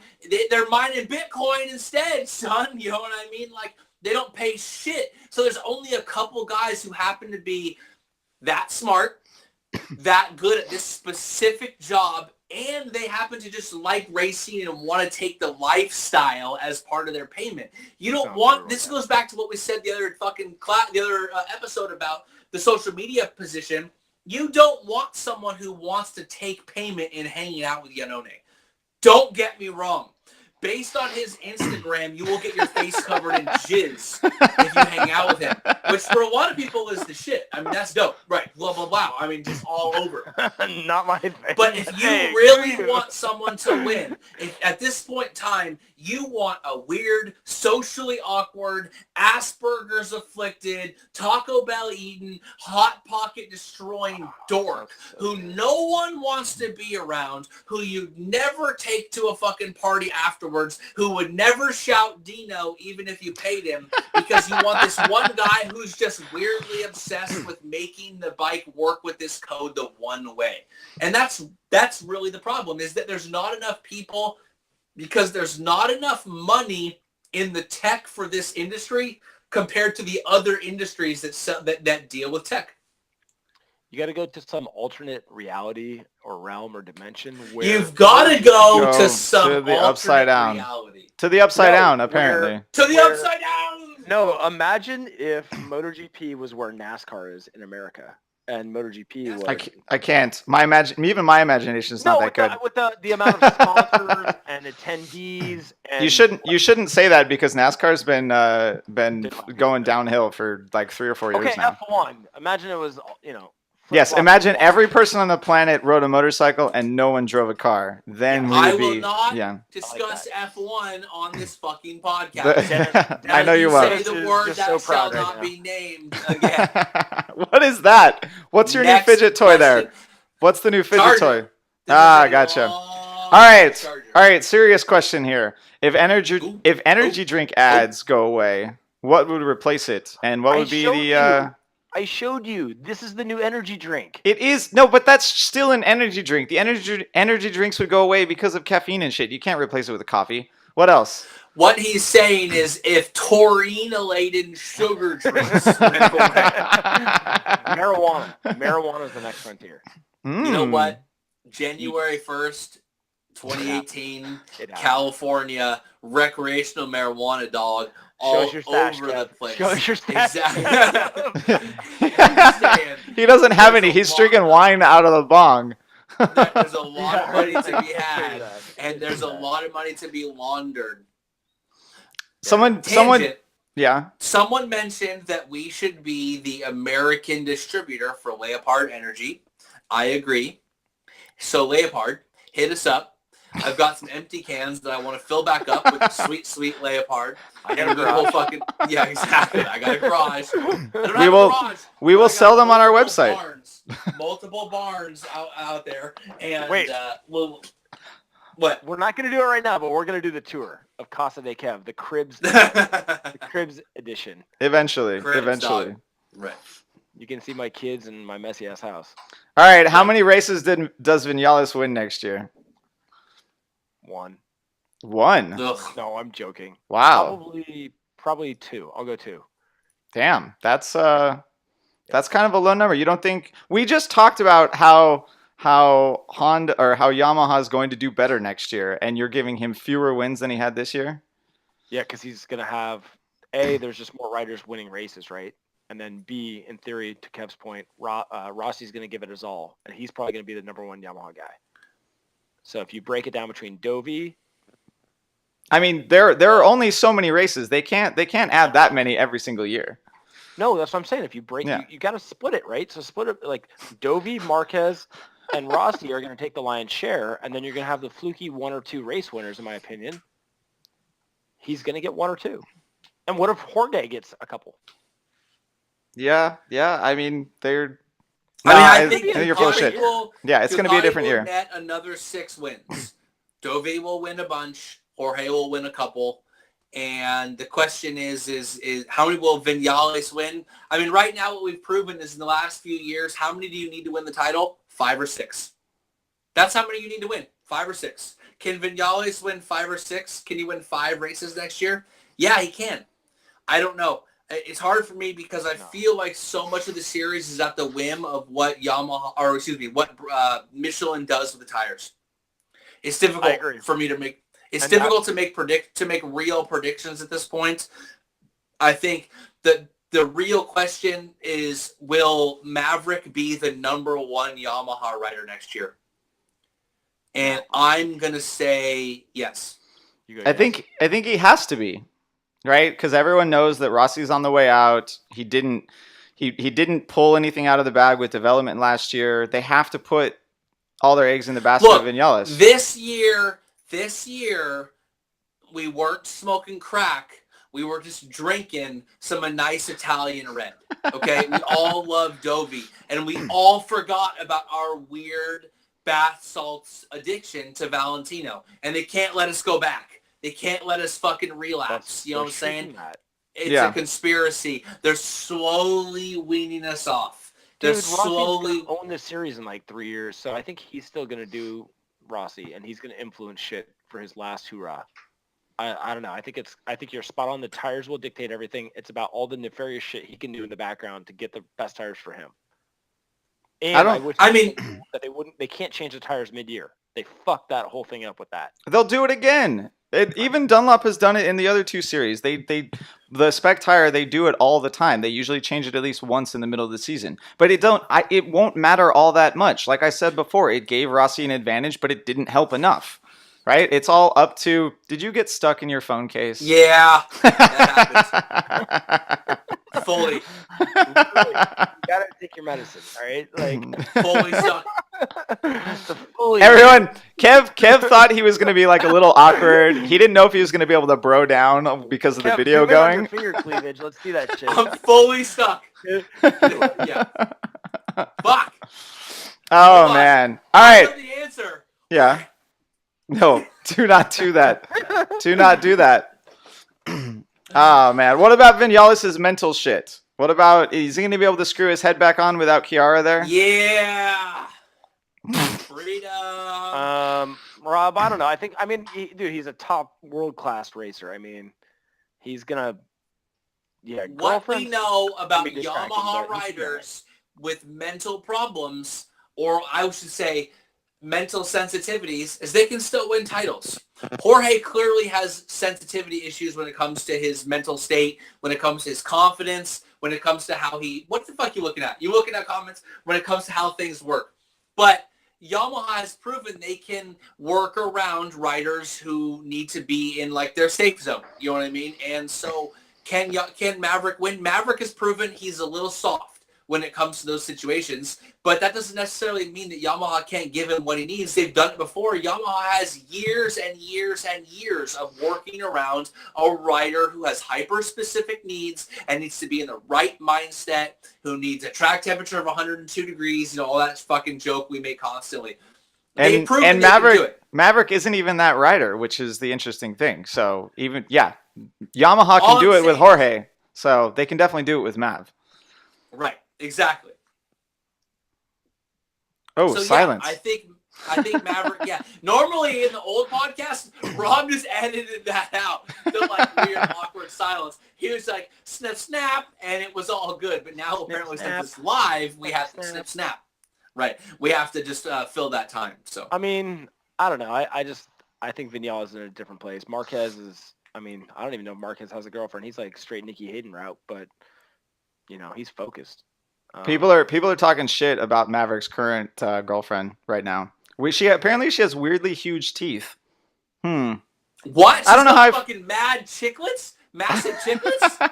I don't feel like we need to like go down that route very much. We generally keep off the sexist shit anyway. So, all right, everyone, you have I pull up his girlfriend in Google and I get Kiara. No, Rob, you can't force quit us anymore. Yes, live. I still have. These peeps gonna know. I still have the button. Finger on the button. I still have the button. On the button. Okay, Kim Jong Un, with your finger on the button. I keep the nuclear weapon on my desk with my finger on the button.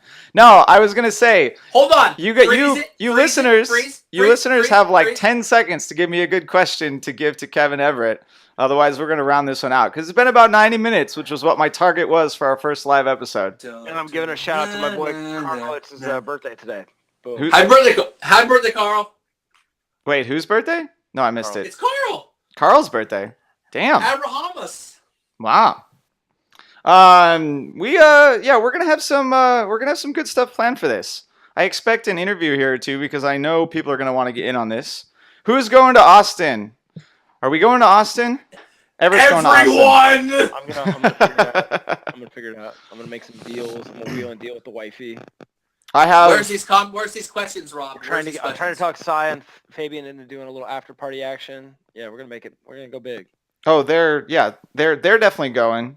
Give me the questions, Rob. Where's the questions? They're not coming up yet. Come on, people. Legit questions for talking about on the podcast. Sneaklets versus chicklets.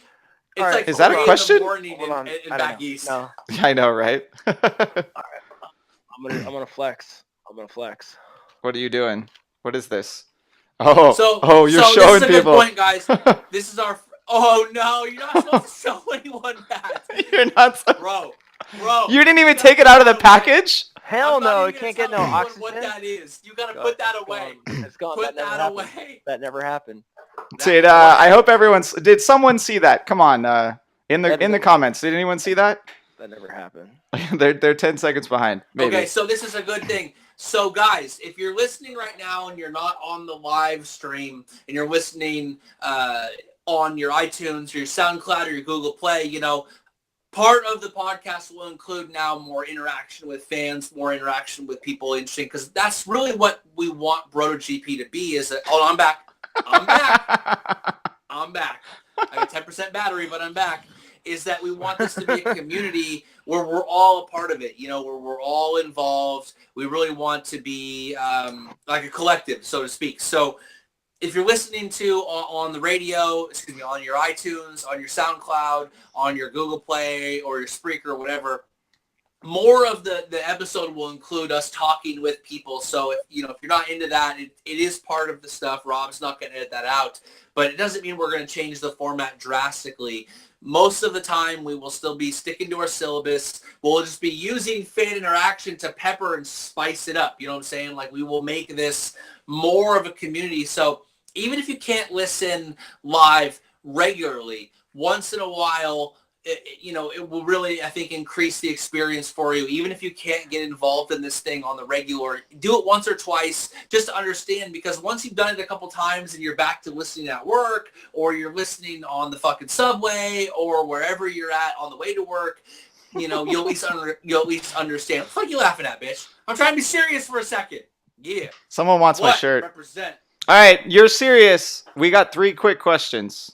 Three quick questions. Wants that shirt. I want to point out, I don't even have the shirt Rob is wearing because I'm so into the community that shirt sold out in 8 minutes, and I actually gave mine to someone else because I wanted him to have it. I don't have that blue Rossi shirt. I don't have one.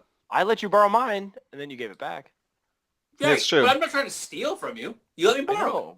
Yeah. My wife won't let me wear that one. It's too. Give me your questions, Rob. Give me your questions, Lou. They're coming through now. They must be on super delay. All right. KTM Moto 2 campaign prediction. Mine is David versus Goliath. Mine is David versus. It's not fair. The They're gonna title. fucking destroy those guys next year. Yeah. And the next year. This is going to be Aprilia and a 250. Take This all is the the bets. thing that worries me. Mir is going to get derailed by this. And this is a guy who should be in MotoGP. I think this KTM situation, and I love KTM. I want them to win. I want them to do well. They are going to derail Moto2 so strongly that it may actually affect development of certain riders. Wow. Yeah, that's a good side point there. But they're definitely going to win the title. Mm-hmm. I think it's going to be hideous. It's going to be Marc Marquez at Suter. It's going to be Simoncelli at Galeria. It's going to be Jorge on Aprilia or on on Derby in 125. It's going to be hideous. And KTM is going to destroy at such a level that every team is going to be scrambling, and the only team that's going to get it is Valentino Rossi's team. Are they actually the factory Calyx team still? They are still Calyx, yeah. But they weren't the factory Calyx team, are they now? I'm gonna have to look that one up. All right. How will a satellite Ducati team do? Shitty. Yeah. Shitty. Look, all y'all think that Miller is gonna do well. All y'all think everyone on Reddit has a fucking huge mangasm for fucking Miller. And don't get me wrong, Miller drank his wine and champagne out of a boot. I like drinking alcohol out of weird shit, whether that's a fucking fish bowl or a bong. I'm just saying, he's going to get fucked. Miller ain't going to do shit on that thing because non-Italians don't do shit on satellite fucking Ducatis. Yeah. They didn't even like when Casey Stoner won. They thought he was just complaining about lactose intolerance, and they basically booted him for an Italian. You know what I'm saying? Miller's not going to do shit, and Petrucci will have his handful of podiums. But I think that next year is going to be more of the same from this year. Yep. Or excuse me, last year, I should say, because it's fucking 2018. As the rules stabilize, the factories consolidate, and you will see less non-factory riders being competitive.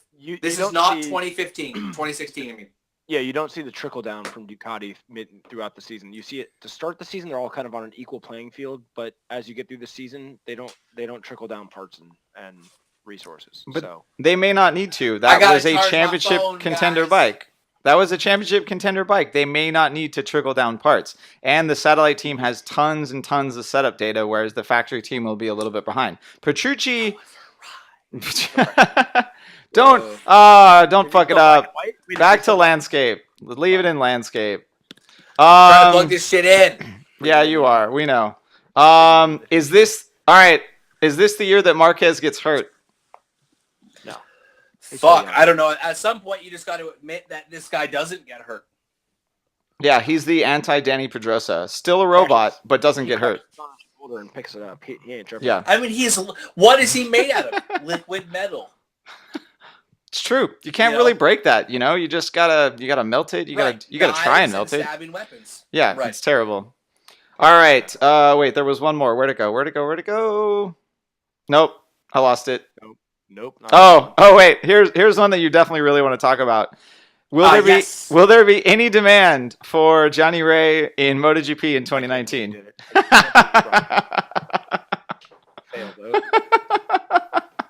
Let me explain something to you. Flash podcast, we're out. No one gives a fuck about Johnny Ray. No one in MotoGP gives a shit about him. Nope. No one cares. Do we need any more Englishmen in fucking MotoGP? Or I guess he's Irish. Right. Sorry. He's Irish. It's all the same. MotoGP. Yeah. No one cares. I mean, he's not going to get a fair shake. Johnny Ray's never getting a factory ride MotoGP, and he's not leaving for anything less than a factory ride. So it's a non-starter. It's not worth even really discussing because it's just never going to happen. I mean, unless Cowie comes back. It would be Cowie or Suzuki, and Cowie's not going to do it while they're spanking the title. Maybe if World Superbike went Spec ECU and Cowie thought that they weren't getting anything out of it anymore, but they love winning titles and getting the marketing from it, and it being as cheap as World Superbike is. So right, yeah. No, I mean, yeah, I agree. It's a non-starter. I shouldn't agree with you so fucking much. Keep chewing that thing. All right, last one. Last one. Like a feather boa to be like playing with it. Sorry. so much. We're getting you a fidget spinner, man. It's so toned down too compared to the normal podcast. You guys have no idea. Normally, by like this far in, I'm fully inverted on the couch, like upside down. With your mic not working, which is why we hear all the cushioning. It was really sweet, man. I got a Polaroid. He was inverted, man. It was like exactly. so sweet. At what range? About 2 meters. It was about 2 meters. All right, Ruben has been typing this a lot. Predictions for the first test. Who wins practice? Pick somebody. Doesn't matter. It's practice. We kind of thought it mattered last year. No, we it didn't. because we Well, it did. The guy that won practice went on to win 3 of the first 5 races. yeah, but That's he not- didn't. again- But he didn't win the round at the where he practiced, where he won practice. Maverick won Qatar. What are you talking about? No, No. the other two Later with on, Valencia later on. and Sepang, and yeah. Later on. Yeah. All right. Well, the first practice is at Sepang on January 28th, so it's not that far away. It's 26 days from now. Marquez, if he's there. Is he there? Who's going? It's the official test. They're all going. Okay. That's just hella official, dog. Yeah, they probably. It's you. Go ask Carl. It's probably in their contract. They probably have to show up He's unless probably they're not hurt. going. Yeah, no, sure he's not going. He's Sure. Like in 2016, he's like, Yeah. I'm so... All right, everyone in the comments calling Marquez. Or actually, no, we got about half and half. Marquez and Maverick winning the 2018 practice championship. Practice championship. A fucking classic trophy. Get that shit to him. It'll be better than the FIM medals. Yeah, he might. I mean, Right. It's weird how some of these guys that are clinging to recognition go all out in practice still. It's just like, what are you doing? That's what I'm saying. Miller. That's Miller. yes. He could win it. for Miller sure. is going to be practice Redding champion. or He Miller. has nothing to test. Yeah. He's on a decent bike that did well at all the tracks. He has his baseline. He's got something bigly to prove, and he's going to do his thing. I'm voting Miller. Miller is my guy. Miller wins practice 2018. I'm gonna go way out of left field here, and I'm going with Jorge. Winning practice. He might. Yeah, he's trying to be relevant. That guy's got such an ego to maintain. Oh. Yeah, he's gonna try and Woof. push through for that fast Oh. lap. Someone's gonna make the charts, and he won't have the race pace, but he'll have an unbelievably fast time just to put it all together. But I mean, Ducati will be a little behind on the 8-ball because they didn't bring a new bike to the Valencia test. But they're making such small changes, and they've got base settings, so it shouldn't be that big of a deal. And Kevin is out of wine. Fuck! Spot on your head. You won't. Pornhub needs to sponsor Frankie and Andre Iannone. He did. He's like, no, I better not. My friend might not like it. All right, everyone. I'm calling it. There's nothing you can do. Keep typing in the comments. no. It's going to happen. It's been an hour and 42 minutes. Someone finally... I'll give everyone Kev's phone number. They can just call. Yeah, right? His microphone doesn't work.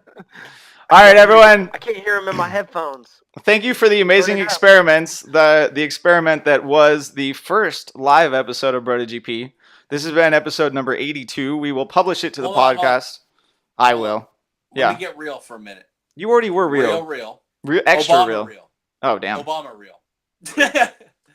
So, I have to say for reals for a second, and that guy Jack on our Instagram who always gives me shit when I talk real for a second, calls me a bitch and a dick and a pussy, and I'm all those things sometimes. That's true. I for reals am grateful that y'all stuck up. You stayed with us up late now. Up late. I've had a lot of wine. I drank this whole bottle straight, and this is Oh my like 3 God. hours in a row. Oh, my God. Yeah. I mean, I'm happy that everyone's stuck, late at night. Pacific Standard Time, most of our fans are farther east or even farther, and so y'all are up late. The fact that we tried this for the first time was obviously going to have some teething problems. Our few previous tests did not go well. Let me just put it that way. No, they didn't. Rob and Everett were exposed to my frustration level that I get sometimes, and there was multiple times where I actively quit the test. I was out, bitch, like Cal Crutchlow style. Rob and I are I'm done, consummate Ducati style. professionals in the technology space. That's not true at all, Everett. Don't give me that shit. But we are using the off season to dial this thing in with the idea that we can record at different times. We can get massive interaction. We can even do short versions during the race weekend. You guys want to bro down about QP? I'm your man, assholes. We will get this shit going. You know what I'm saying? This opens up a huge portion. So I'm happy that y'all stuck with us and helped us get the first one off the grid or, off the ground. Off the grid. That's my barn, bitch. We'll go over that later. So I want to end with the weird painting that's been behind me the whole time. You got to get closer if you can. Can you get closer? And a little more landscape. More landscape. Speaking of the fat ass, that chick has only the fat ass in the front. Don't ask me where that came from. It's a long story. But, and again, if you guys just want to listen on iTunes, you just want to listen on SoundCloud, Google Play, or whatever, we're going to do the same shit. And as it gets closer to race weekends and there's more specific race talk, we're going to do the same kind of comments, the same kind of podcast, but with more visuals. You know what I'm saying? Ruben asked if that's Veronica. This is George. There'll be significantly more cats because you guys all think I'm the cat freak. Rob has 2 cats. They're adorable. They're adorable. They're not allowed in the room because they make a shit ton of noise. But it'll happen. Right. They'll come back. Yeah, I will fix Kev's mic. We will get better lighting. Maybe we'll get him a computer with a webcam instead of the iPhone. I don't know. Do you really want to see? Is that a gorilla with one tit? That's just Harambe. Kev needs a better internet connection, so I don't know how you can solve for that based on the fact that he lives on like a farm. Yeah, I don't know. We'll do some testing. We'll figure it out. But all right, everyone. Thanks for listening. If you need any legal help and you live in California, you ride a motorcycle, check out Rider's Law. We will catch you in a couple of weeks. Hopefully we'll record before this. One more question. One more. What? One quick one. You mean on this thing? Okay. Yes, whoever gets the next question in the next 20 seconds, I will answer it under a minute, and we're good. No, you get... No, I already have it here. Kev, did you quit the BrotoGP practice session? Championship. Did you quit the BrotoGP practice championship? He definitely sat out that session. I don't get the question. Am I too drunk to understand that? You pulled in the garage. Yeah, you quit. When you were testing last night, you quit practice. You quit practice. Oh yeah, last night I straight bailed, dog. When life gives you lemons, I said fuck lemons and bail. And they want us to do live race commentary, so that is now entirely possible because this shit's live. It's entirely possible. All right, everyone. Yes, thanks for listening, and we will catch you in a couple of weeks. Peace. Later.